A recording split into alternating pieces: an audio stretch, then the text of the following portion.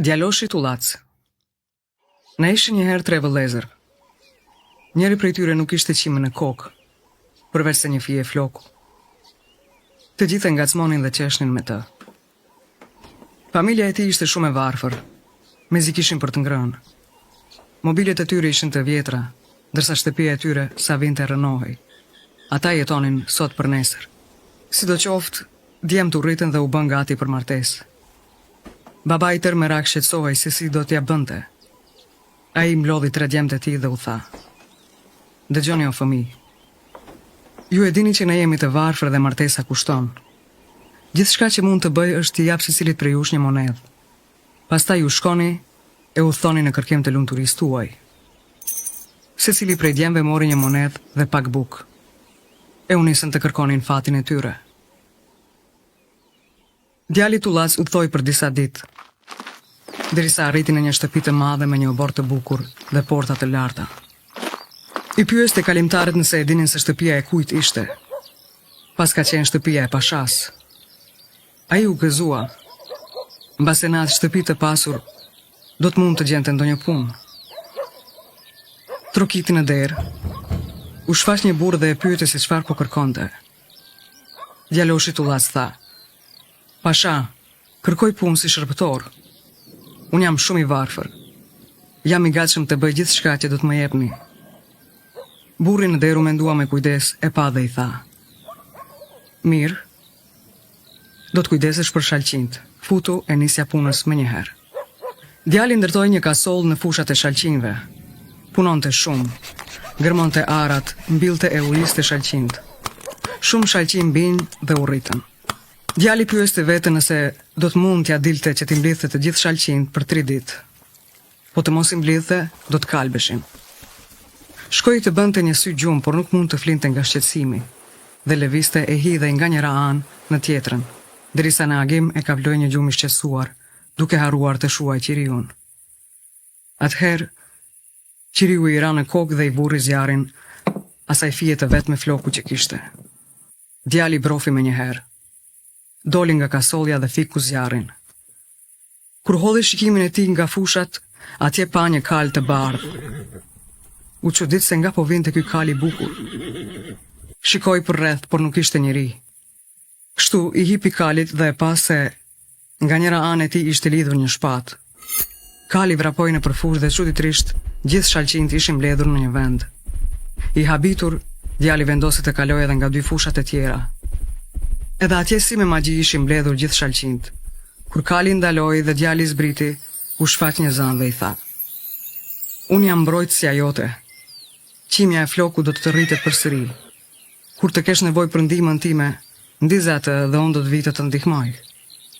Zana e iku. Puna u krye ndërsa djalin e habitur nuk e zinte më gjumi. Vajza më e vogël e pashait kishte parë gjithçka që kishte ndodhur në fushat e shalqinjve. Nga ai moment, ajo vëzhgonte çdo korrje dhe mahnite nga djali Tullac. Kaluan disa vite. 3 vajzat e pashait u rritën dhe u erdhi koha të martoheshin. Pashai urdhëroi të gjithë të rinjt e pamartuar të vinin në pallatin e tij për të parë vajzat e tij. Secila vajzë duhej të hidhte një moll djali që i pëlqente, dhe më pas do të martohej me të. Erdhën shumë djem. Vajza e madhe pa një djalë që i pëlqente dhe ja hodhi mollën atij. Kështu bëri edhe vajza e dytë. Vajza më e vogël nuk zgjodhi askënd. Pa të gjithë djemt, por atë që kishte zgjedhur zemra e saj nuk po e shihte aty. Babai i tha: "Hajde bi, zgjidh një djalë të martohesh, të gjithë beqarët janë këtu." Ajo i tha atij: "Jo baba, nuk janë të gjithë. Është dikush që keni harruar ta ftoni." "Kë kam harruar?" pyeti pashai disi i hidhruar. "Djaloshin e shalqinjve," tha vajza qetësisht. "Po ai është shërtori ynë. Sigurisht që nuk do të dëshiroja të martohesh me të as në ëndra." Pashai i vrejti vetullat, ktheu kokën dhe vazhdoi të ecte sa para sa mbrapa, duke pritur që vajza e tij të zgjidhte një burr. Kur u errësua mërmëriti: "Mirë, thirrë djalin e shalqinjve." Sapo djaloshi hyri në pallat, vajza më e vogël i hodhi mollën. Pashai u zemrua dhe u turprua. Por premtimi ishte premtim. Ai i pranoi të gjithë dhëndurët e zgjedhur. Vajza më e vogël e pashait ishte martuar me një bujk shalqinsh dhe mbi të gjitha ishte dhe tullac. Pasi dërgoi çiftin e ri të jetonte në kasollën në fushat e shalqinjve, pashai u semur nga turpi dhe pikëllimi. Erdhi një mjek, e kontrolloi dhe i rekomandoi si ilaç mishin e lepurit. Menjëherë u mblodhen dhe ndurët. Dy më të mëdhenj filluan menjëherë të bënin plane se kur dhe si do të shkonin për gjuhëty lepujsh. Filluan të mburreshin me mendje madhësi. Mos u shqetëso, baba. Do të bëhesh mirë. Ne do të sjellim mish lepuri. Ky tullac s'bën për asnjë gjë, nuk ja pret për asgjë tjetër përveç se shalqinjve. Po të shkoj për gjuhëty, do t'i trem të gjithë lepujt me kokën e tij tullace. Ha ha ha. Kultivuesi i shalqinjve u largua nga pallati në heshtje. Pashai u zhgënjye edhe më shumë, i bindur se me të vërtetë ai nuk bënte për asgjë. Por herët në mëngjes, dhëndri i tij tullac u ngrit dhe shkoi të gjuaj lepuj. Me të mbërritur në prej livadheve i vuri flakën fije së flokut. U shfaq kali me shpatë dhe në një çast gjithë lepujt u mblodhen në livadh. Kur u kthye në shtëpi, gruaja e tij ishte ende në gjumë, ashtu si dy dhëndurët. Në mesditë, këta të dy shkuan te pashai duar bosh. Ishin përpjekur, por nuk ishin gjetur asnjë lepur. Në atë moment, u shfaq djaloshi i shalqinjve me një karrocë plot me thas. Çfarë kishte vallë në ato çanta? Pyesnin veten të tjerët. Sigurisht që jo lepuj.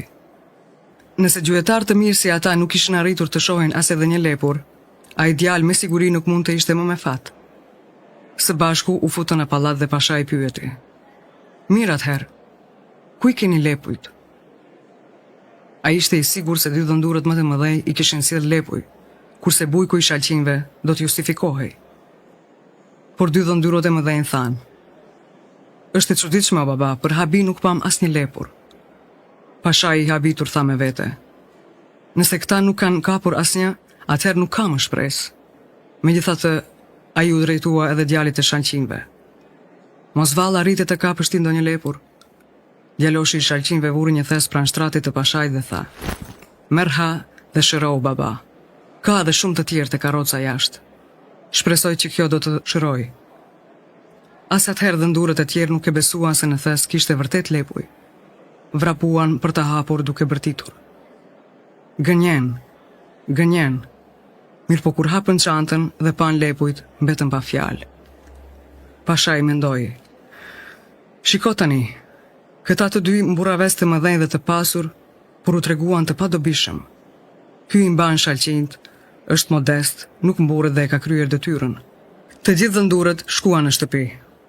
Atë natë, pashai u mendua shumë dhe në të gdhir dërgoi njerëz që të thërrisnin bujkun e shalqinjve dhe vajzën e tij më të vogël, të jetonin me të në pallat.